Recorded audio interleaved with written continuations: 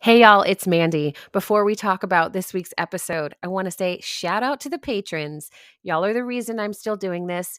I could do it alone, but it's so much better to run with people who share your vision, share your values, and see the importance of the work you're doing. So if you're interested in all the premium content, hearing about the questions and answers, or even being a part of our live patron chats, check out my Patreon. It's under @MandyCapehart, or you can search for Restorative Grief with Mandy Capehart and find it that way.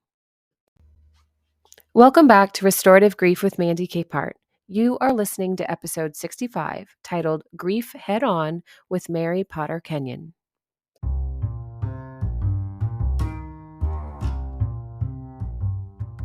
Today, we are talking about the value of approaching grief head on through creativity with author and certified grief educator Mary Potter Kenyan. Mary has written several books, including the award-winning Refined by Fire, A Journey of Grief and Grace, and Called to Be Creative, a guide to reigniting your creativity. So we are digging into her personal experience with grief and how an expressive creativity gave her the tools to face loss head on. This conversation is fast-paced and encouraging and laden with grace for the grief you're working through. As you'll hear, we know that each of us experiences loss in a unique way, so finding unique methods to move through healing is crucial. Listen in as Mary describes some of the most effective tools for healing that she has found in her years as a grief educator, and hopefully listen for one that might help you too. Well, welcome to the show, Mary. How are you today? I'm doing well. Thank you so much for having me. Absolutely. Here on Restorative Grief, we love to bring in people who are grievers, grief professionals, and you are one that is right in the middle of that intersection with me. So why don't you tell our listeners a little bit about yourself?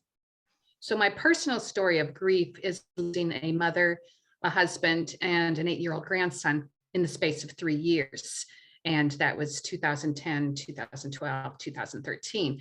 And at some point, I became a certified grief educator trained by world-renowned grief specialist David Kessler, and I started doing workshops, and I've done an annual grief retreat for 6 years. And so my story of grief became a story of helping others through grief as well. And I'm also an author, and I have a book, Refined by Fire, which is a story of that 3 years loss, and also an expressive writing for healing book.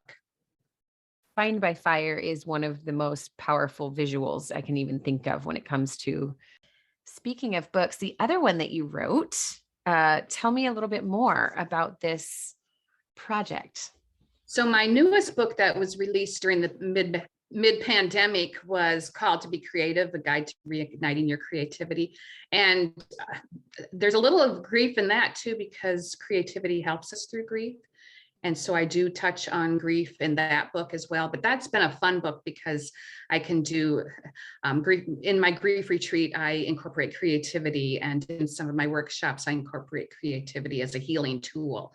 And so that's been a fun book. My children's book on grief, which was 9 years in the making, and going to be several years too late for my 8-year-old daughter. She was 8 when her dad died, and I looked everywhere for the book that would help her, and ended up writing that book, and it will come out in 2024.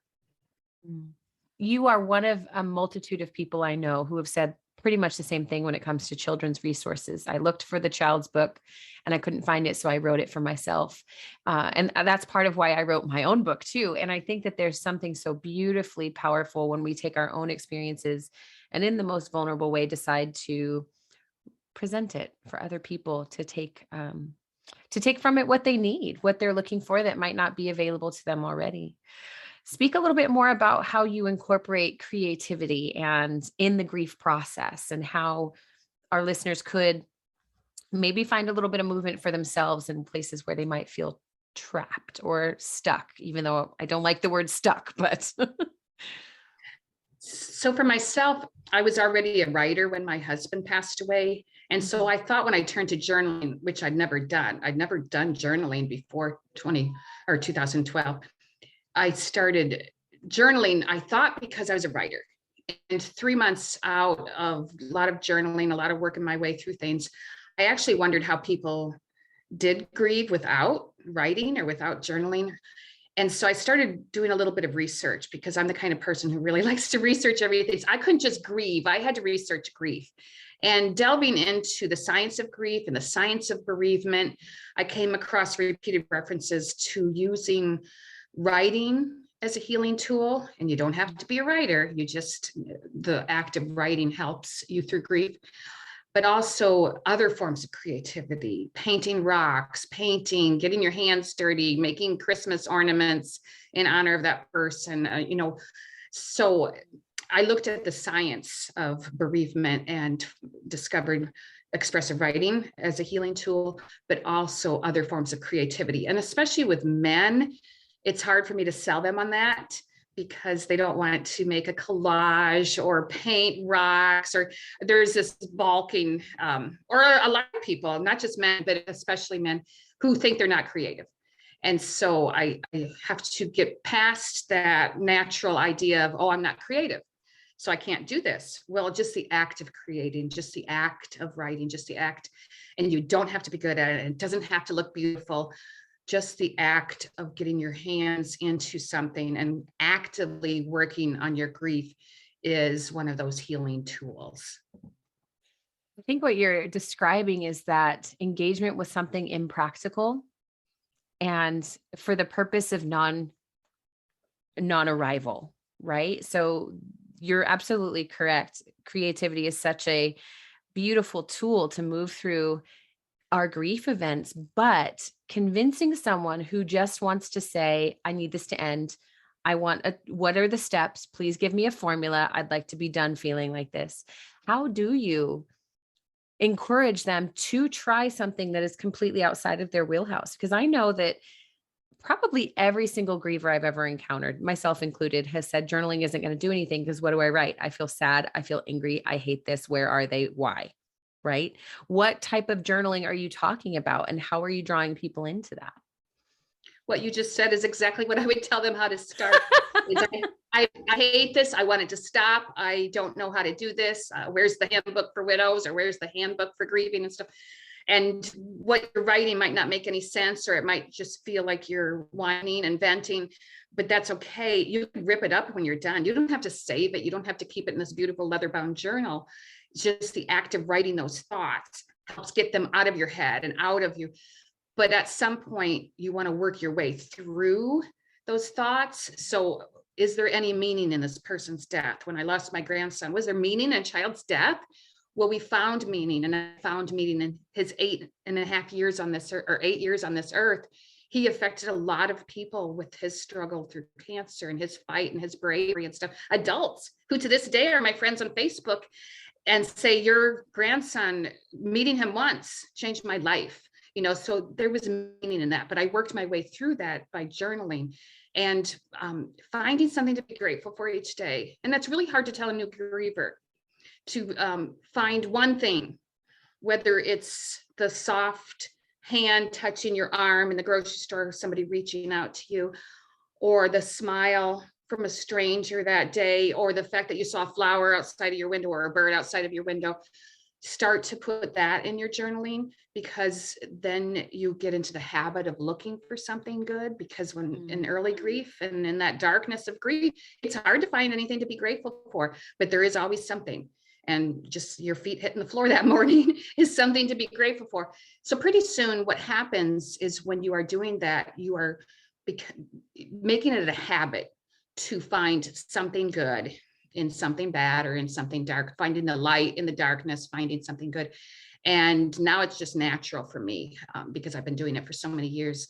And you've seen gratitude journals probably, or gratitude jars, and write down what you're grateful for and then read it at the end of the month or something.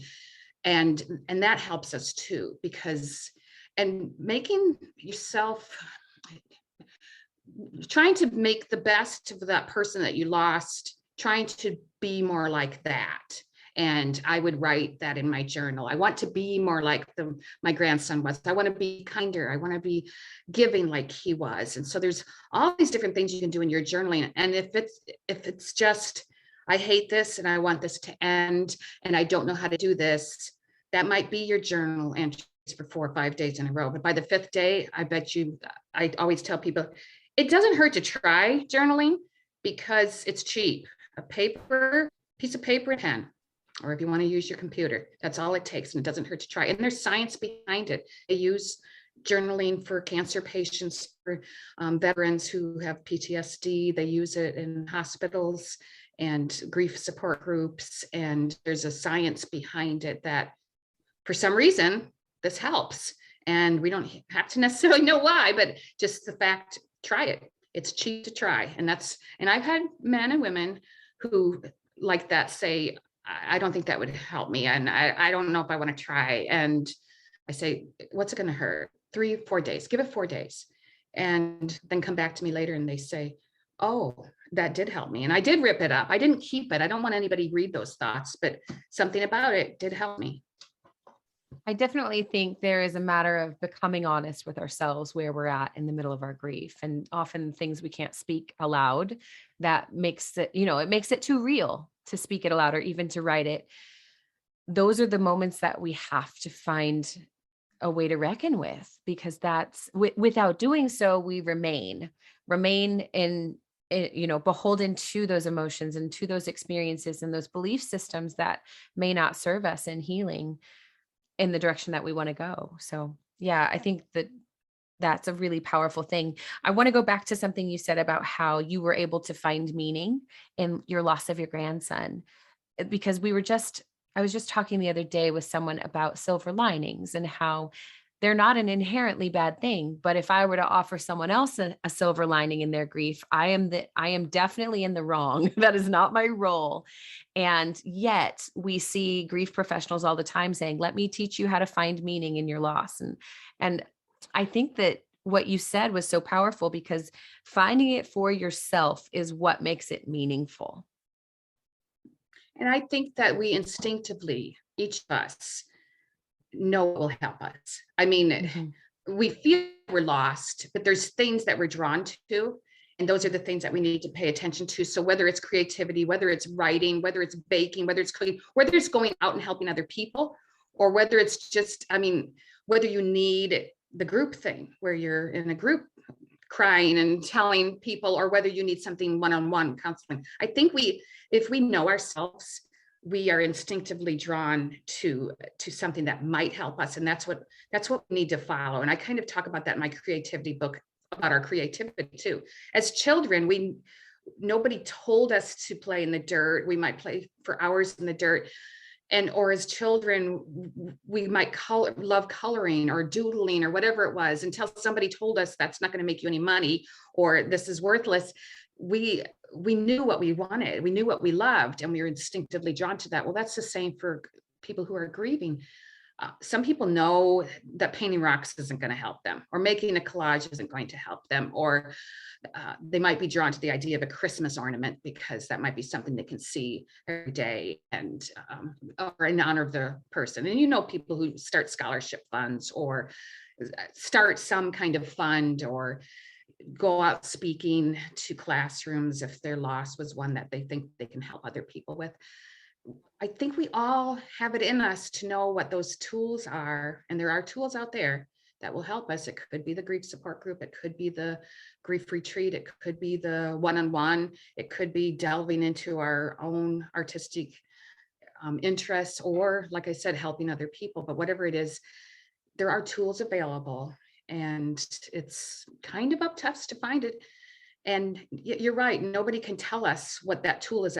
I can tell somebody that expressive writing for healing, there's a science behind it. And it may or may not help them, and they should try it, and they could try it. But if somebody had told me 48 hours after my husband died to go write in your journal 3 pages of things you're thankful for, that would not have been helpful. But that's what I instinctively did. And so now I can look back at that journal and think, wow, even 48 hours after my husband died, something in me knew that what I was thankful for would help me. And it did help me. And I can look back at those journals. I actually do keep my journals, but you're right. If somebody had told me to do that, that would not have been helpful. It neither did it help me to have somebody stand on my porch quoting Bible verses at me. I wanted to push them off the porch, so there's certain things that we have to come to that ourselves. Yes, Bible verses helped me later, but that it didn't help to have somebody stand there and quoting at me. It wouldn't have helped if somebody said, hey, you have to write down everything you're thankful for 48 hours after your husband died. Yeah, so we have to find that for ourselves. And we're in a mess in grief sometimes. But if we can look inside ourselves and give ourselves some solitude and that's hard to say to somebody who has a lot of children, because I still had 4 kids at home when my husband died, but I needed solitude. I needed silence. I needed to figure out how am I going to do this? Because we're built to withstand loss, because we're going to all lose somebody. How am I going to do this? What am I going to get out of this? How am I going to find my way? And I tried the support group, and that was not for me. And so I only went once or twice and tried that. But we got to find our own tools that will help us heal, and they're out there. A really significant question, and I don't expect you to have the full answer to this, but you said something so precious and important earlier. You said, if we know ourselves, then we will know what helps us. What recommendations do you have for the person who is experiencing a grief event and it's bringing out this secondary grief of, oh, I don't even think I know myself? How am I going to get through trying out all of these grief event support things without feeling just completely discouraged? Mhm. And I didn't know who I was outside of a wife. I got married a year after high school and was a wife and a mother for 34 years when my husband died. And I did not know who I was outside of being that man's wife. And so I was like, kind of at that point was how do I do? And I didn't know any widows. I was 52 years old. I didn't know any widows. My mom was dead. She was the only widow I'd known. Anybody my age that I knew was not a widow. So I had to figure that out. And I think what helped me the most and what I encourage people to do is to seek that solitude and that silence. And that's not easy, because when you seek solitude and silence, you are facing your grief. You can't run away from it. It's there in that silence. But you need that. We need that to heal, to think, to figure it out. And journaling comes in that silence, or whatever it is you choose to do in that silence.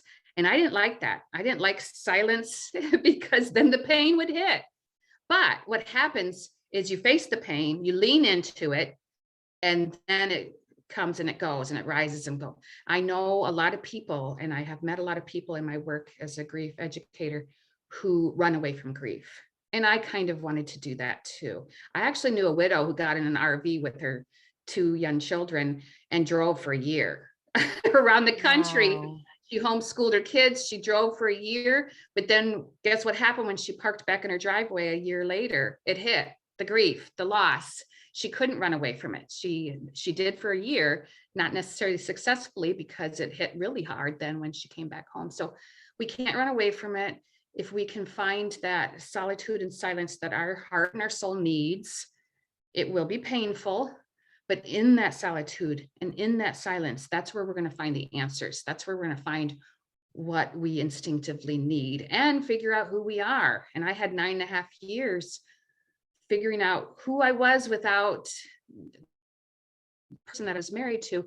And I found someone and got married last year, but that would not have been good for me 2 years out, because I still didn't know who I was. But after 9.5 years, it was a good and a wonderful and amazing and unexpected, amazing thing. But we have to figure out who we are without that person. And it's hard to say that, because a lot of people don't want to be without that person, whoever they are, or they don't know who they are without that person. But, we are somebody, and we have our own purpose and our own passions. And if we can figure that out, it might take time, quiet, but we can get there. I love that you've talked about solitude and silence so much because those are two of the primary things that I refer people to as well. But I want to hear from you what that looks like because I think most people listening, if they're not familiar with how accessible those concepts can be, they're picturing a week long retreat at a monastery where no one's talking, or they're picturing I have to go on vacation alone and I have to escape from my life and pull myself completely from all noise input or sound input or even written input. So, how accessible? This is a loaded question that, like, everybody listening is gonna be like, "Duh, we now get that it's accessible to everyone." How accessible would you call silence and solitude? What do you define those as for people? Well, I can tell you that in 2012, when my husband died, I'd never had solitude and silence because I was the mother of 8 children. Yes. And I still had 4 left at home. The youngest was 8. And so I had to find that time. And for me, it was riding my bike alone. Actually, I rode it to the cemetery, but Wow. the wind in my hair and the sun on my face and the exercise and the silence, that was one way I could stand, because turning the radio off and just sitting there in silence did not work for me. I've always failed meditation. I've always failed yoga because I don't know how to be in my head quietly. Even my head's noisy. So, and if you have a lot of children in your house or something, there is not much silence or solitude, or getting up Silence is early. dangerous when there are that Yes, many yes, children in your that's when house. somebody's doing something. Step out on the outside as the sun rises and be in awe of that simple thing. Go out and smell the grass when your neighbor is mowing, or when you're mowing, smell the grass.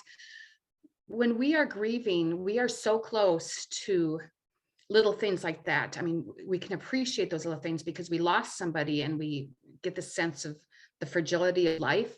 And so if you can start paying attention to those little moments, that might be where you find the solitude. Take a walk in the woods or take a hike, or and solitude can be, I sometimes would take a walk with my daughter during the pandemic, my youngest daughter, and it still felt like solitude because she was quiet and she was taking her own pictures and she was paying attention to different things than I was. And I captured, and this was a girl who wouldn't talk to me at the beginning of the pandemic because she didn't want to talk about it. And she'd had a hard time, I think, ever since her dad died. And she was 17 at the time.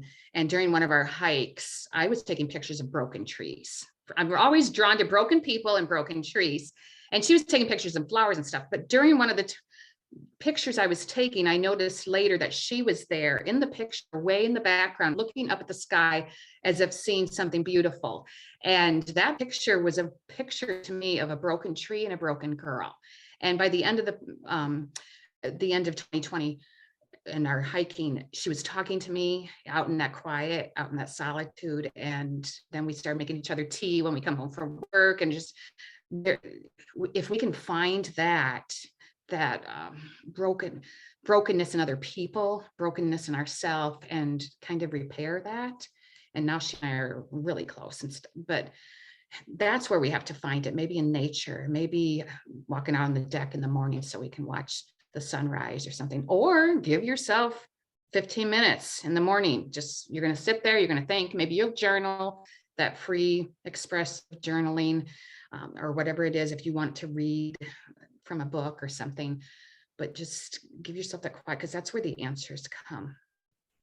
That idea of alone together, going on a walk, but being quiet, I imagine plays a lot into the retreat that you've designed as well, where you are not necessarily relying on one another for input or for feedback, but just acknowledgement of our shared experience and our shared grief and big emotion.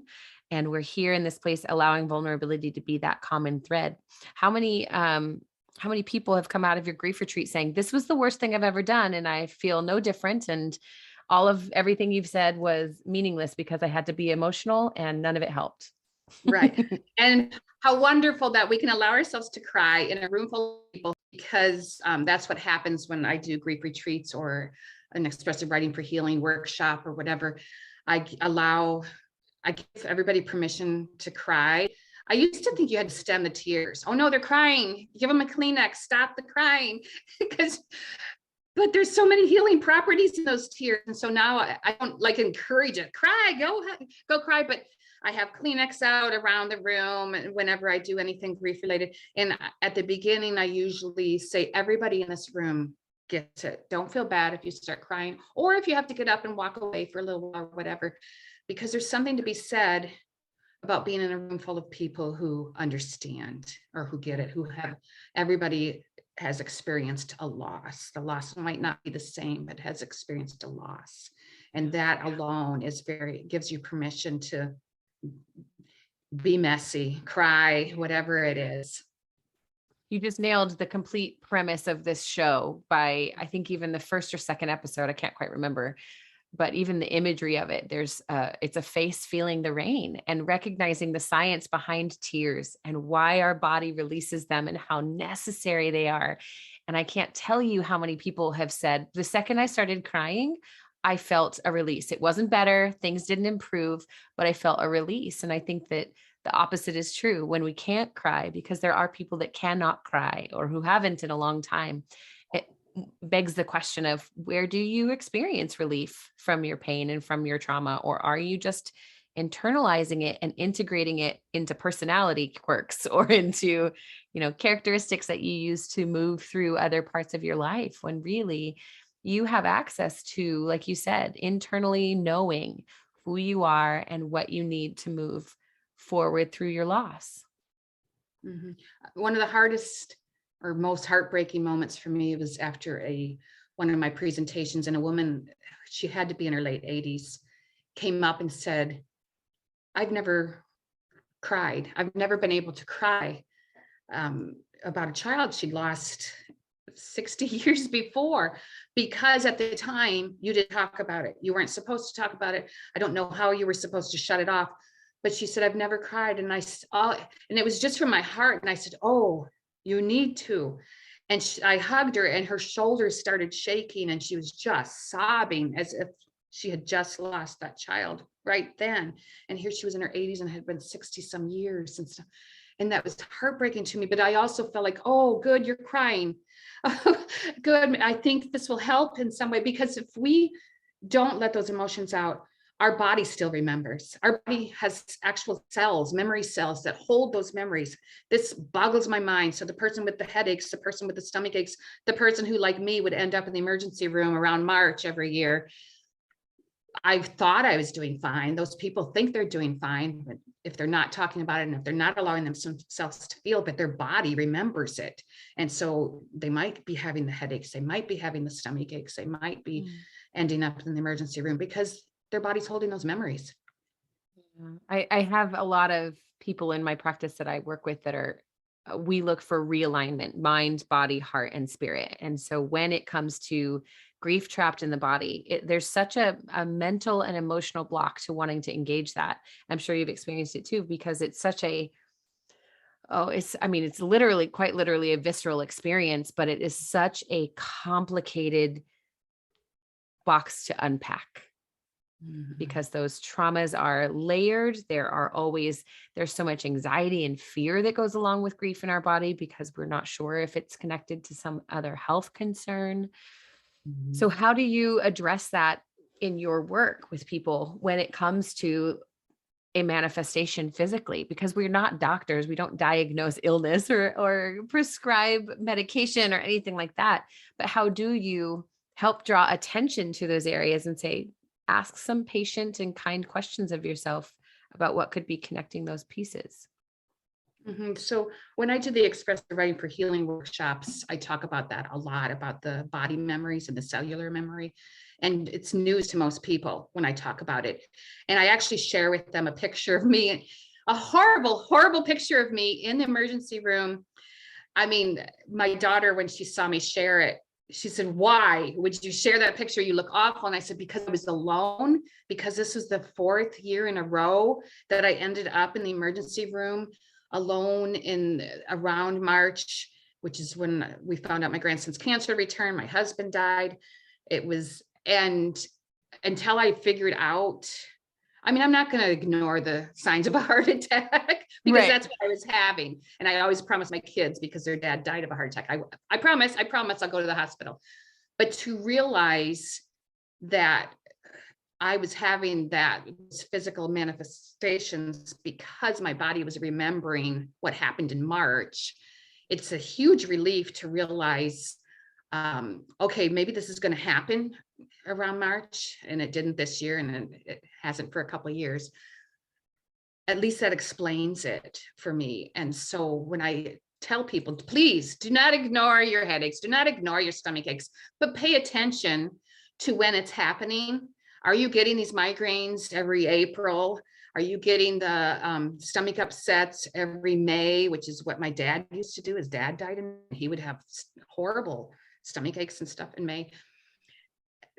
Then that can help you realize, well, number one, you're not crazy. And number two, this is very real. Your body does remember these things. And maybe you can do more for yourself that month. Maybe you can make sure you give yourself permission to go to the gravesite, put some flowers on, mark that time in some way, do something for somebody else that month. I do random acts of kindness in my grandson's name, especially around his birthday or around the day that he passed away, just to actively use those emotions and do something with them. We can mine our pain, we can use our pain, but in the grief retreats, I don't bring that up as much as I do during the expressive writing for healing, unless somebody's telling me, well, I don't know what's wrong with me, or worse, they're saying, well, I can't talk about it. I can't talk about it. I just gently suggest they find a way to share it, whether it's on paper or if they find a trusted person that they can talk about it, or I can't deal with it. I've heard that too. I just can't deal with this. I'm not going to. I know somebody who says, well, I'm not going to talk about the child that I lost. I just won't. It'll make me sad. Well, do you have headaches? Do you have stomach aches? Your body still remembers. Yeah. It's still your heart and mind knows it, whether you are going to face it or not. It's there. It was a loss, and you will be healthier and happier if you deal with that loss, as painful as it is. Yeah, I mean, that's the hard part when you say you don't want to express your sadness, but you are sad, and you can choose to internalize it, or you can choose to become curious and very gentle and ask yourself some questions that you might never have thought that you would ask before.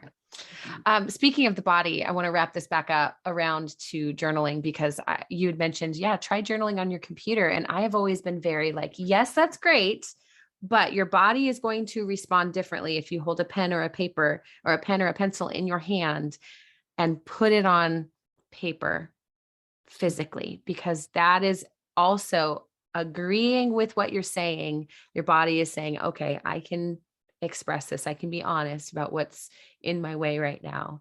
And I just think that there's something so restorative and inclusive for that whole self when you decide to write something down. Yes. And there's science behind that too. It's the actual handwriting, from head to heart to hand, that is helpful. Yep. But there are people who will say, well, I don't ever write. I don't even use a pencil. I don't own any paper. Yeah. Well, it will still help you to put it on if you want to journal on your laptop, and then just label it Mom's grocery list or something, so nobody ever sees it. But honestly, it's the handwriting is part of it. Mary, we could probably talk for another hour about this. So why don't we end on something, your children's book? Tell us a little bit more about that. And, it's coming out soon. But what's the story behind it? What's it include? So when my husband died, my daughter was 8 years old, and I could not find what I needed to say to her. And I felt like a failure sometimes, as I didn't know what to say. How do I help her through this? And it was years and years of thinking and trying to write a children's book, and it just was not coming. I've never written a children's book, and it just was not coming. And then one day it did, and it all came at once, and it came within a few hours time. And it was exactly what I would have said to her if I knew what to say. Someone you love has died. And that's just how it starts. And the rest is just from the heart. And I sent it to my daughter, who lost her son, and she started crying, and she said, this is exactly what I would have read to Becca, his sister, and Joe, his brother, if I had the words to say, because it's hopeful, it's acknowledging the pain in a way that is directly, because people were giving me books about leaves and soup.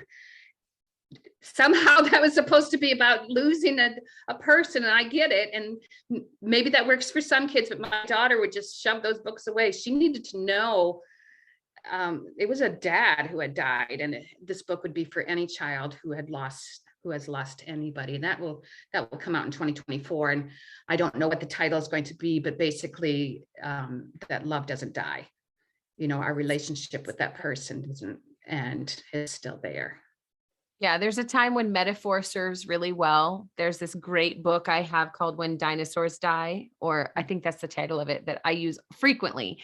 But there is also a time to just be direct and to be very honest. And I think, especially with children, we try so hard to keep them innocent and young and protected. But the truth is, grief gives no craps about that. It is absolutely going to show up on their doorstep. And the more we can do to equip them honestly with real language and real intention toward their emotions themselves, I think the better off that generation will be coming up behind us and making things meaningful for themselves and for those around them. So, Mary, thank you so much for taking time to share your story. It sounds like you have created some incredible resources for people. So I'm going to have links to all of that in the show notes. And you're in Iowa. So how often is your grief retreat, as for anybody that's interested in participating? Well, I'm not sure where I'm doing it this year, or even if it's going to happen. COVID kind of threw a kink in the plans, and we go virtual. And so one year was virtual, and that is not good for grief, but we still did it. And then last year we did in person again. It was small. I'm not sure where it will be or what, because I kind of am waiting for my heart to tell me. But I did it 6 years in a row, and I expect I will be doing something this year in November, but I'm not sure exactly where or when. But look on my website. And if I'm doing it, it'll be up there. Perfect. Well, I'll make sure it's all included. Thank you again. This was a wonderful conversation. All right. Thank you so much for having me. Have a good, wonderful day.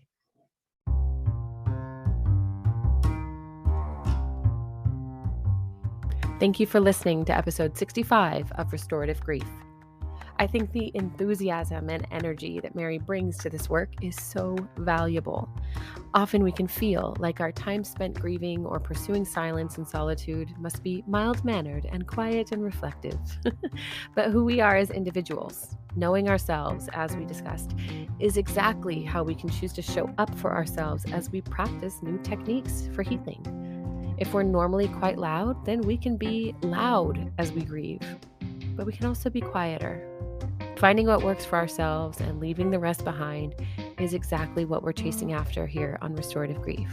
So if this is your first time listening, then welcome. I'm so glad that you've joined us. Please take a moment to subscribe and leave a super awesome 5-star review so others who are grieving can find us too. And maybe consider sharing this episode with someone who says journaling isn't their thing, because maybe it's their time to try again. If you're interested in becoming a patron, please remember there are notes for this show where you can connect with Mary, find her books, and also learn more about becoming a patron of the show. You can also leave us a voicemail. I bet you didn't know that. It'd be really interesting if somebody wants to, leave a question or a comment, and I'll find a way to work it in. I'd love to do that.